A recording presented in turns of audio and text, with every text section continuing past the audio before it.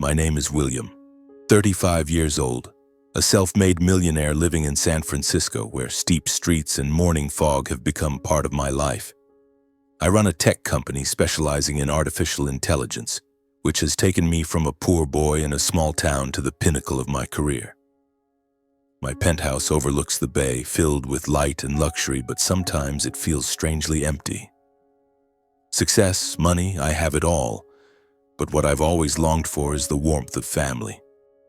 I grew up in a small town, an 8-hour drive from San Francisco. My parents were factory workers, so when I was young, our family's life was always a struggle due to scarcity. My childhood was tied to dark evenings without electricity, meager meals of just potatoes and boiled vegetables. At 18, I left my hometown, entered university on a scholarship, and began building everything from scratch. Now I regularly send money back to support my parents, covering all their living expenses and helping Jack, my younger brother, secure a house, a car, and a stable job. I do all this out of a sense of duty, and deep down I always hope that one day my family will be proud of me. But all my efforts shattered on my mother's 65th birthday. That day it was pouring rain.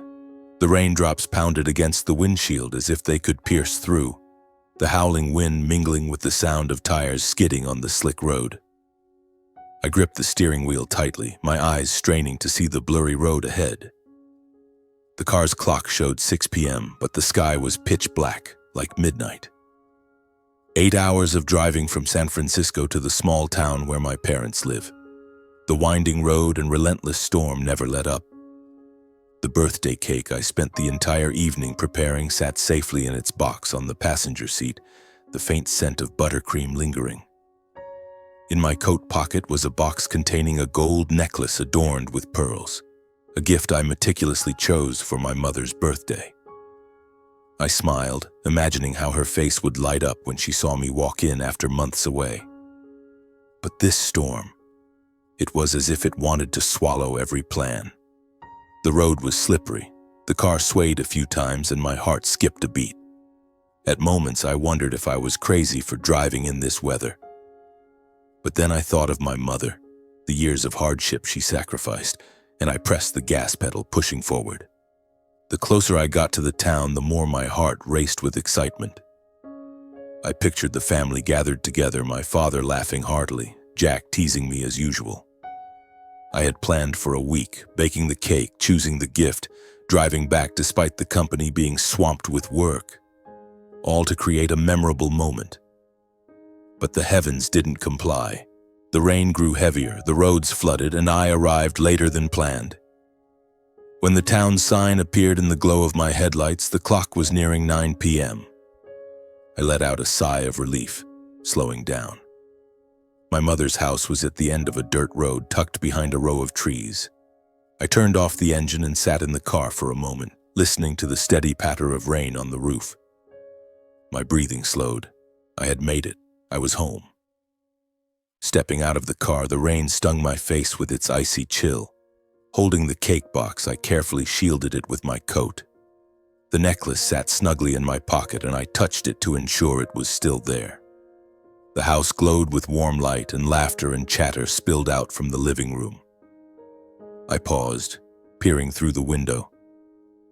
My father sat in an armchair, my mother wore a paper birthday hat, and Jack was animatedly telling a story, his hands gesturing wildly.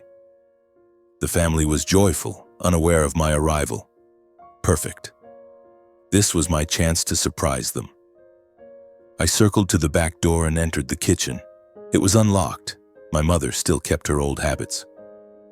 The kitchen was dark, lit only by the faint glow from the living room. I set the cake box on the table and opened it. The cake was still pristine, smooth buttercream frosting with "Happy Birthday, Mom" written in chocolate. I smiled, proud. Baking wasn't my forte, but I had spent the entire previous evening perfecting it. My mother would love it, I was certain. I pulled candles from my bag and arranged them on the cake to form the number 65. Then I took out the necklace box and tied a red ribbon around it carefully. Everything had to be perfect. I imagined my mother opening the gift, hugging me, and the whole family laughing together. I flicked the lighter, about to light the candles, but then I froze. The voices from the living room grew clearer. My mother, father, and Jack. They were saying something, their tones more serious than before. Curiosity got the better of me, and I crept closer to the kitchen door, standing in the shadows, listening. William still hasn't arrived at this hour? With this rain and slippery roads, something bad could happen. My father's voice was low, but there was a chilling edge to it. My mother let out a soft sigh. What happens, happens. If something were to happen to him, well, the fortune, the house, the company, everything would come to us. That wouldn't be such a bad thing. I stood frozen, my heart as if gripped by an invisible hand. Had I misheard? Then Jack's voice cut through, laced with a hint of disdain. He thinks I just need a place to live, a car, a mediocre job. But I don't just want those things. He doesn't even realize his company is worth hundreds of millions. If something happened to him, who wouldn't see me as the rightful heir? The blood in my veins seemed to turn to ice. My head spun. Those words, from my father, my mother, my own brother, were like knives slicing into my heart. They wanted me dead. They wanted me gone so they could take everything. The family bond, the years I sacrificed, the times I sent money and helped them. It was all a joke to them. I looked at the cake on the table, the unlit candles. The necklace in its gift box gleamed faintly under the dim light. I had driven through a storm, carrying love and dedication, only to hear these words. The truth was so cruel, so brutal, that all I could do was stand motionless. I wanted to burst in, confront them, smash something. But I couldn't. I just stood there in the flickering light of the kitchen. I couldn't face them, not now.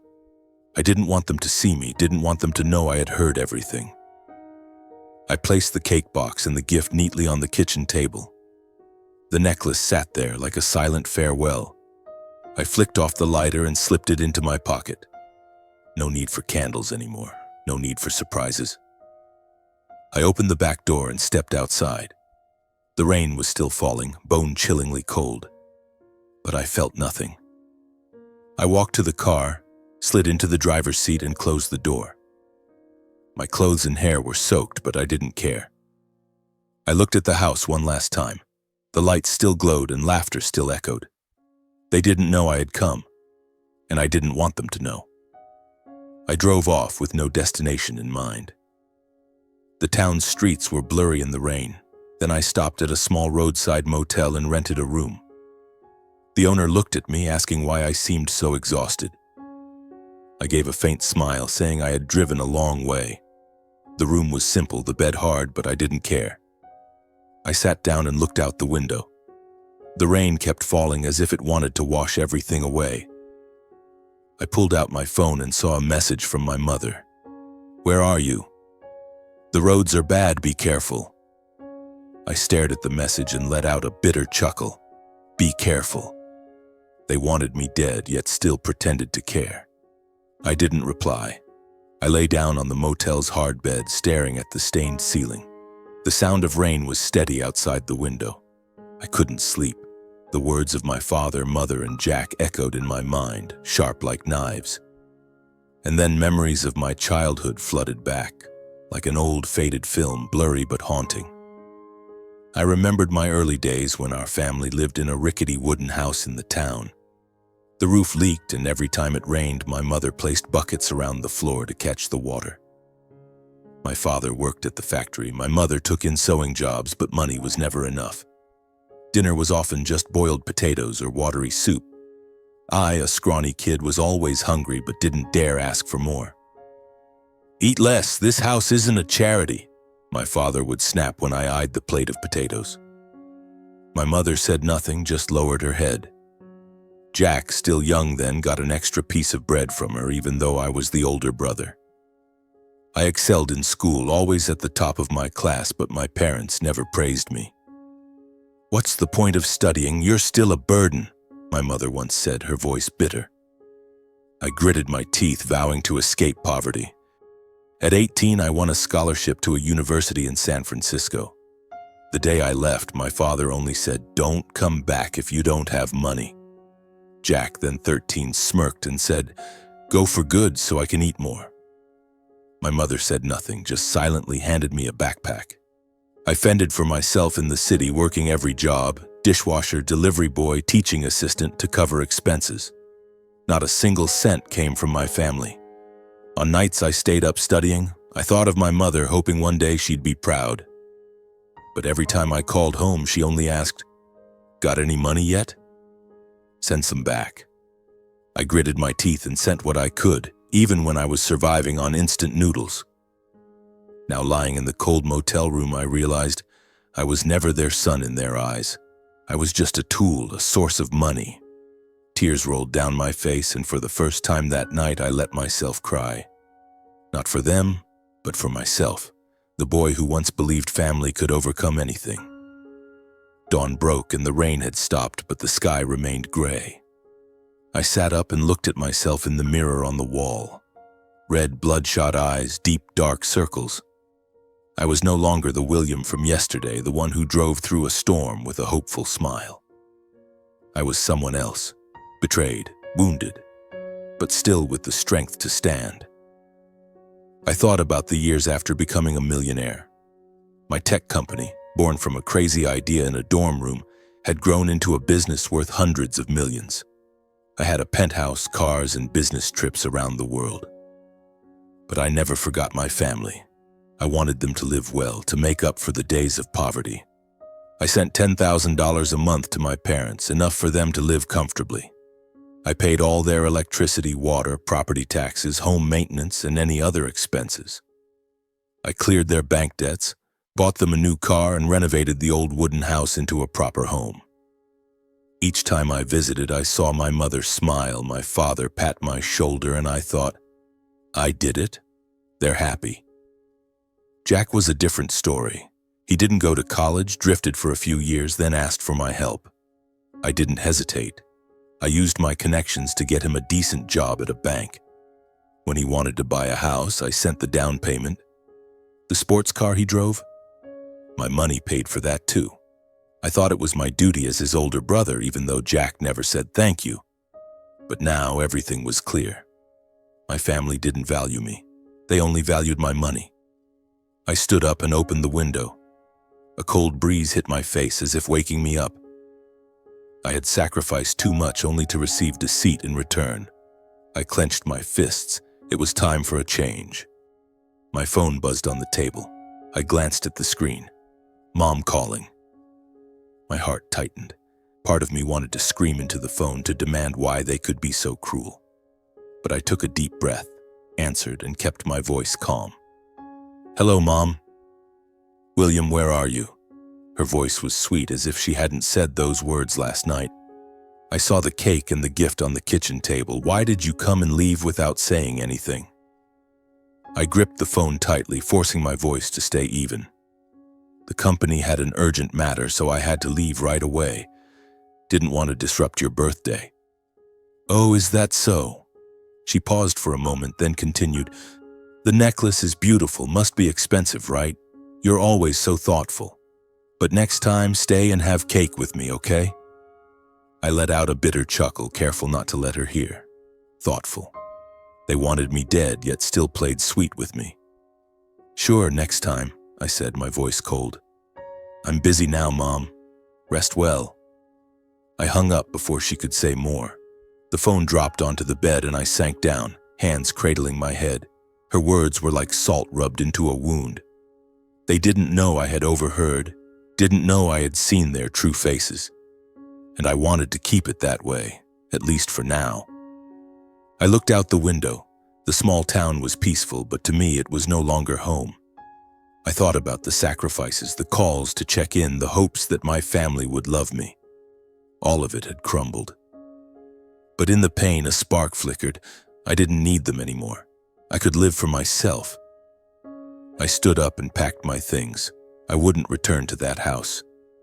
But before leaving the town, I needed someone to confide in, someone who understood me. Aunt Lara, my mother's older sister, lived a few miles away. She had always treated me like her own son. I got in the car and drove off, not looking back. The road to Aunt Lara's was bumpy, flanked by fields of wilted grass under a gray sky. I drove slowly, my heart heavy. Aunt Lara, my mother's eldest sister, was the one person I trusted. When I was a child, whenever my parents scolded me, I'd run to her house, sit by the fireplace, and listen to her stories. She wasn't wealthy, living simply in a small house, but she always made me feel safe. I parked in front of her yard. Aunt Lara was watering plants in the garden, her silver hair tied back neatly. When she saw me, she dropped the watering can, ran over, and hugged me tightly. "William, why the sudden visit? You look so tired." Her voice was warm, but her eyes were filled with concern as they met mine. We sat in her living room, steaming cups of tea in front of us. I told her everything: the storm, the cake, the gift, and the cruel words from my father, mother, and Jack. I spoke of my impoverished childhood, the years of sacrifice, and the fake phone call from my mother this morning. My voice trembled, but I didn't cry.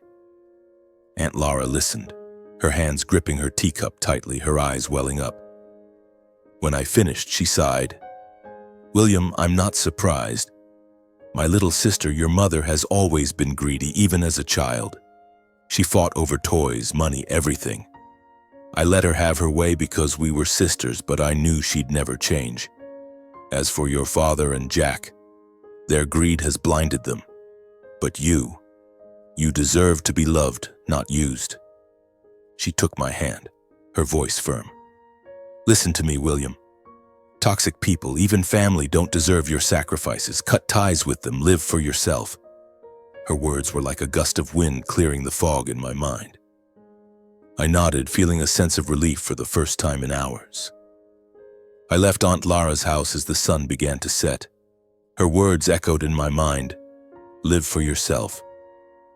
Driving back to San Francisco, I looked at the sprawling fields, feeling like I was leaving a piece of my past behind. I was no longer the William of yesterday, the one clinging to false hopes about family. I was a new person, ready to set boundaries. I thought about everything I had given: money, time, affection, all poured into a bottomless pit. I remembered the late nights working when I first started my company, cutting back on personal expenses to send money home. I recalled the times Jack called asking for more money and how I always agreed, thinking it was brotherly love. But now I saw clearly. I didn't owe them anything. I didn't need to buy family with money. A decision came like a bolt of clarity. I would reevaluate all financial support. The $10,000 a month, that would stop. Living expenses, electricity, water, maintenance, I'd still cover those as a way to honor my parents' role in raising me. As for Jack, my brother, he needed to stand on his own. I wasn't his bank. As the city lights appeared in the distance, I felt free. The weight of family no longer pressed on my shoulders. I rolled down the car window, letting the cool night air rush in. I smiled, not out of joy, but because I knew I was on the right path. My life from now on would be my own. Back in San Francisco, I threw myself into work, but I didn't let myself drown in pain. I called the company accountant and asked for a review of the monthly transfers to my parents. "Stop the $10,000 payments starting next month," I said, my voice calm. The accountant was surprised but didn't ask questions. 3 weeks later, my mother called. I had anticipated this. "William, why didn't we get the money this month? Did you forget?" Her voice was sweet, but I could hear the underlying anxiety. "The company's going through a tough time, Mom," I replied evenly. "I'll only cover basic living expenses like electricity and water. You and Dad will have to manage the rest." It was a lie, but I felt no guilt. My company was still thriving, but I didn't want them to know. Her tone shifted, sharp and accusing. "You're so rich and now you're stingy with your own parents? We raised you and now you turn your back on us?" I gripped the phone tightly but didn't lose my temper. I had prepared for this moment. "Mom, I've done enough. Now I need to take care of myself," I said, then hung up. The phone buzzed relentlessly with messages from her and my father, full of blame. I didn't read them. Jack called a few days later, his voice dripping with flattery. "Bro, I need some cash for furniture. Just this once, help me out." I let out a bitter chuckle. Jack, stand on your own. I'm not an ATM. I hung up. For the first time, I felt strong and free. I sat in my penthouse, gazing out at the shimmering San Francisco Bay. I had set boundaries. My parents, Jack, they no longer had control over me. I opened my laptop and started planning my new life. A trip, perhaps, or a charity project. Something for myself, not for them. A month passed and my parents went silent, probably thinking I'd changed my mind. But by the second month, my phone started buzzing incessantly. Not their numbers, but unfamiliar ones. Likely my mother borrowing a neighbor's phone. I didn't answer. Messages came through, my mother's tone a mix of anger and pleading. William, you can't do this to your parents. We're family. I deleted them immediately, my heart no longer aching like before. A few months later, Aunt Lara called with an update. My parents had fallen into financial trouble. Without the monthly allowance, they couldn't sustain their lavish lifestyle.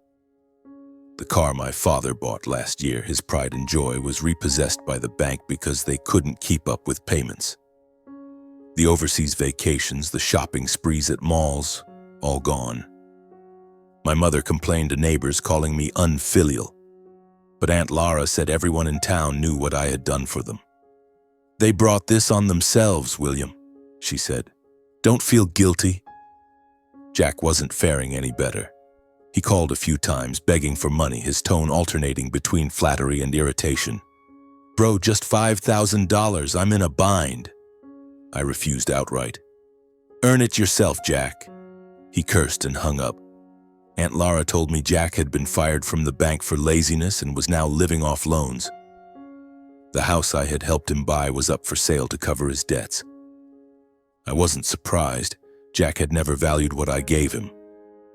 From a distance, I saw the consequences hit them, not because I stopped providing, but because they had built their lives on greed. I still covered their basic living expenses, electricity, water, taxes, so they wouldn't end up homeless, but that was my final line. I was no longer an endless source of money. For the first time, I felt I wasn't responsible for them. They had to face themselves just as I had. I thought my family issues had been resolved. But no, my parents wouldn't give up.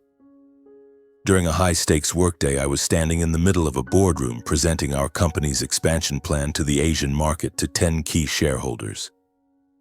The charts on the screen glowed brightly, my voice steady and confident. This was a moment I had prepared for months. But then the boardroom door swung open. My assistant Lisa stepped in, her face pale.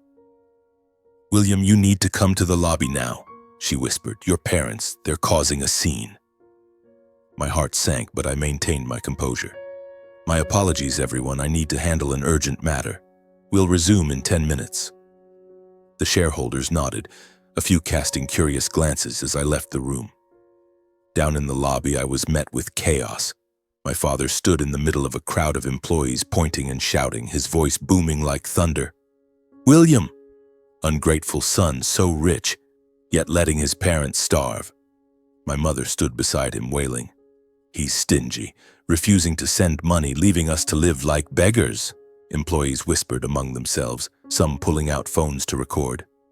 Customers at the reception desk stared.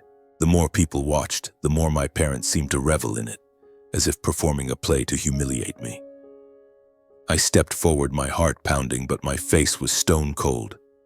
Dad, Mom, calm down, let's talk in my office. I tried to keep my tone measured, but my mother cut me off, pointing at my face. Talk? You turned your back on us and now you act polite in front of your employees? My father sneered. Look at him, the big boss who can't even face his own parents. The crowd fell silent, all eyes on me. I knew what they were thinking. William Blake, self-made millionaire, being called out by his own parents. But I wouldn't let them control the narrative. I turned to Lisa and said quietly, call the accountant down here with the records of all payments made to my family over the years. Lisa nodded and hurried off. I faced my parents, my voice calm but sharp. You want to talk about money? Fine, but we'll do it clearly with evidence. My mother scoffed. Evidence? All you do is lie.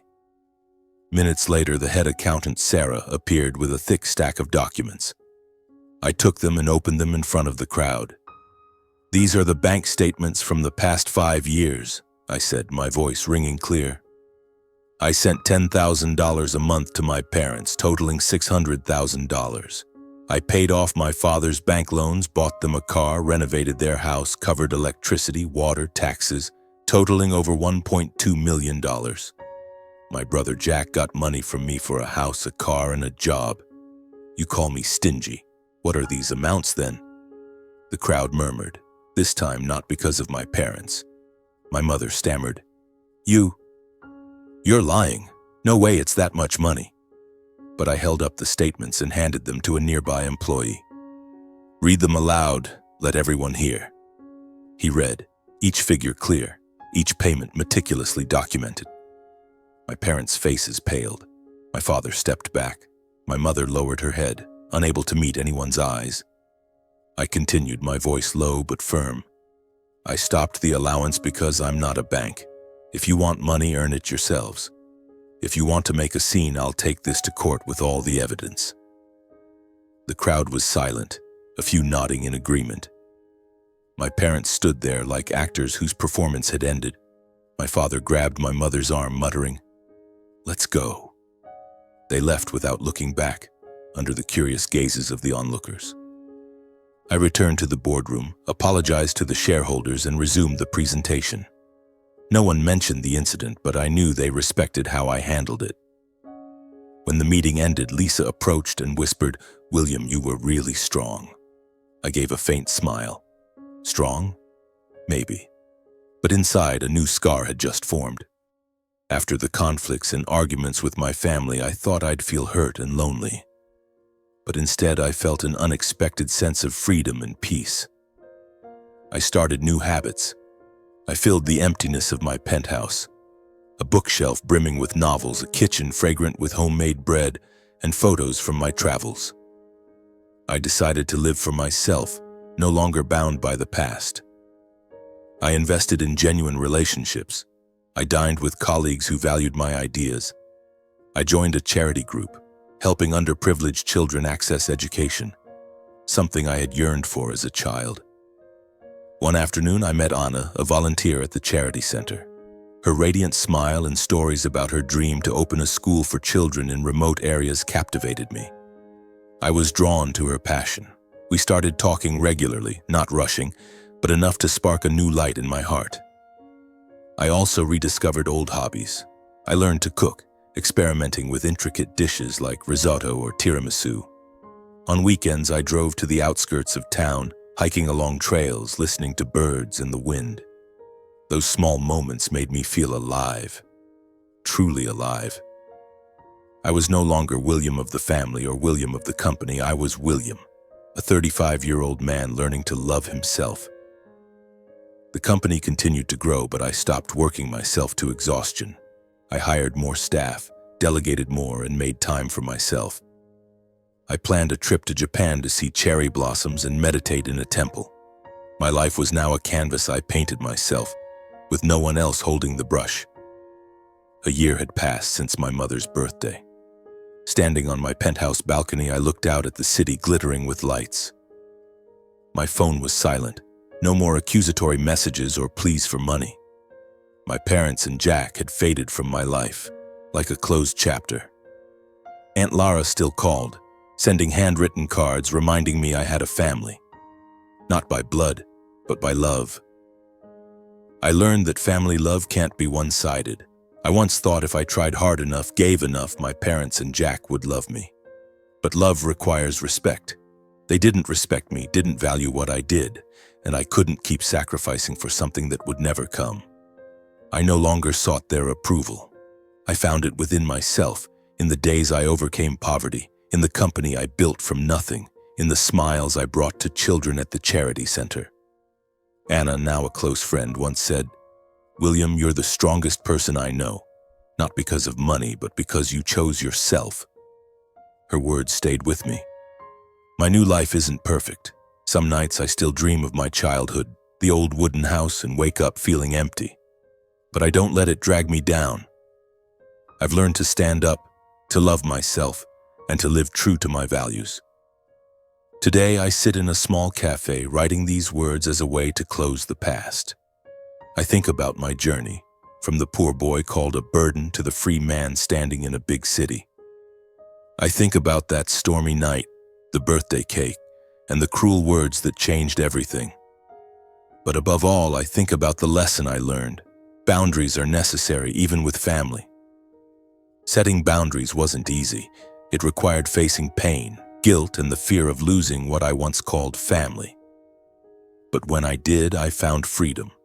Freedom to live authentically, to love without fear of being used, to build a life based on self-respect.